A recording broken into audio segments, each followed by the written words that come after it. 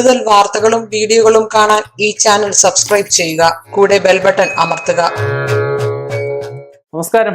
പഴയ കാലത്തൊക്കെ പറയാറുണ്ട്, ഒരു വീടായാൽ ഒരു പെണ്ണ് വേണം, പെണ്ണുണ്ടെങ്കിൽ പെണ്ണില്ലാത്ത വീട് ഒരു വീടല്ല എന്ന് പറയും അല്ലേ. എന്ന് പറഞ്ഞതുപോലെ തന്നെ വീടായാൽ പഴയ കാലത്തൊക്കെ ഔഷധസസ്യങ്ങൾ പലതും പറയുന്നുണ്ട്.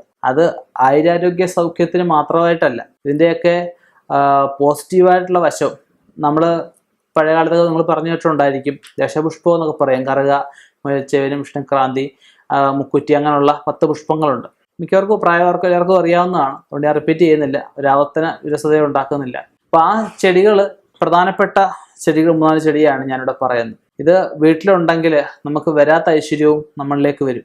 ഇതിൽ ഒന്നാമത് പറയുന്നതാണ് മുക്കുറ്റി. മുക്കുറ്റി ഞാൻ പറയാൻ എല്ലാവർക്കും പറയാം, ഗണപതി ഭഗവാൻ ഏറ്റവും ഇഷ്ടപ്പെട്ട 2 കാര്യങ്ങളുണ്ട്. എന്തൊക്കെയാണെന്നല്ലേ? കറുകയും മുക്കുറ്റി. ഇതിനകത്ത് കറുകയും പറയുന്നുണ്ട്. രണ്ടാമത് കറുകയും മുക്കുറ്റിയും തടസ്സങ്ങൾ മാറാനും ഗണപതി ഭഗവാന്റെ അനുഗ്രഹം നേടാനും ഒക്കെ ആയിട്ട് ഏറ്റവും സഹായിക്കുന്നതാണ്. ചെറിയ പാത്രത്തിലെങ്കിലും പറ്റുവാണെങ്കിൽ ഒരു 3 എണ്ണം അല്ലെങ്കിൽ 5 എണ്ണമെങ്കിലും മുക്കുറ്റി വളർത്തുന്നത് നന്നായിരിക്കും. കറുക വളർത്തുമ്പോൾ ഒരു ചെറിയ പാത്രത്തിൽ നല്ല വെട്ടിയൊക്കെ നിർത്തി കഴിഞ്ഞാൽ ഭംഗിയായിട്ട് ഇതൊരു കറുക നിർത്താൻ പറ്റും. എൻ്റെ ഇല്ലത്തൊക്കെ നിർത്തിയിട്ടുണ്ട്. അതുപോലെ 3-ാമത് തുളസിത്തറ.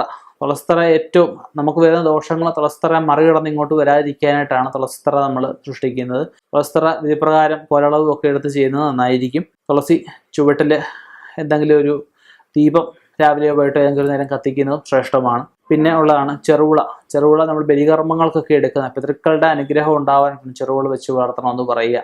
ബലികർമ്മങ്ങൾക്ക് എടുക്കുന്നതോടൊപ്പം തന്നെ പിതൃ സാന്നിധ്യവും നമുക്ക് ഈ ചെറുവിളയൊക്കെ വെച്ച് കഴിഞ്ഞാൽ ഉണ്ടാവും. പിന്നെ പറഞ്ഞ വിഷ്ണുക്രാന്തി. ആ പേരിനകത്തുണ്ട് വിഷ്ണു ഭഗവാൻ അല്ലേ, ഭാഗ്യകാരനൊക്കെയായ വ്യാഴനത്ര മഹാവിഷ്ണു എന്നാണ് പറയുക. അപ്പോൾ വിഷ്ണു ഭഗവാന്റെ ഒക്കെ അനുഗ്രഹം നേടാൻ വളരെ സഹായകമായിട്ടുള്ള ഒരു ചെടിയാണ് വിഷ്ണുക്രാന്തി. അപ്പോൾ ഈ പറയുന്ന ചെടികളൊക്കെ നമ്മുടെ മുറ്റത്ത് വളർത്തിക്കഴിഞ്ഞ് കഴിഞ്ഞാൽ നമുക്ക് ഔഷധ ഗുണമുണ്ട്. അതിനോടൊപ്പം തന്നെ നമുക്ക് രോഗങ്ങൾക്കും ഒക്കെ ഇതിൻ്റെ കാറ്റ് ഒക്കെ ഏൽക്കുന്നത് നല്ലതാണ്. ഇതിനെ പരിപാലിക്കുന്നത് നല്ലതാണ്. ഞാൻ ഈ പറഞ്ഞ ഭഗവാന്മാരുടെയൊക്കെ ഐശ്വര്യവും അവരുടെയൊക്കെ അനുഗ്രഹവും ഒക്കെ നമുക്കുണ്ടാവും. ഇതിനോടൊപ്പം തന്നെ നമുക്ക് എന്തെങ്കിലും ദോഷവിഷയങ്ങളുണ്ടെങ്കിൽ നല്ലൊരു ജ്യോതിഷനെ കണ്ട് മാറ്റി ഈ ചെടികളും വളർത്തി മുന്നോട്ട് പോവുക. നല്ല ഒരു അഭിവൃദ്ധി, നല്ലൊരു ഉയർച്ചയും നമ്മൾ പ്രതീക്ഷിക്കാത്ത രീതിയിലുള്ള പടവുകൾ കയറിപ്പോവാനും ഈ ഭഗവാന്റെ അനുഗ്രഹം കൊണ്ട് സാധിക്കട്ടെ. നിർത്തുന്നു. നന്ദി, നമസ്കാരം. വിവിധ പരീക്ഷകൾക്ക് ഉചിതമായ രീതിയിലുള്ള തയ്യാറെടുപ്പിന് പഠന തിരക്കുകൾക്കിടയിൽ വിട്ടുപോകുന്ന പൊതുവിജ്ഞാനവും വായനാശീലവും തിരികെ പിടിക്കാൻ വിദ്യാർത്ഥികൾക്ക് വിദ്യാഭ്യാസപരമായ വാർത്തകൾ അറിയാൻ വിദ്യാവാർത്ത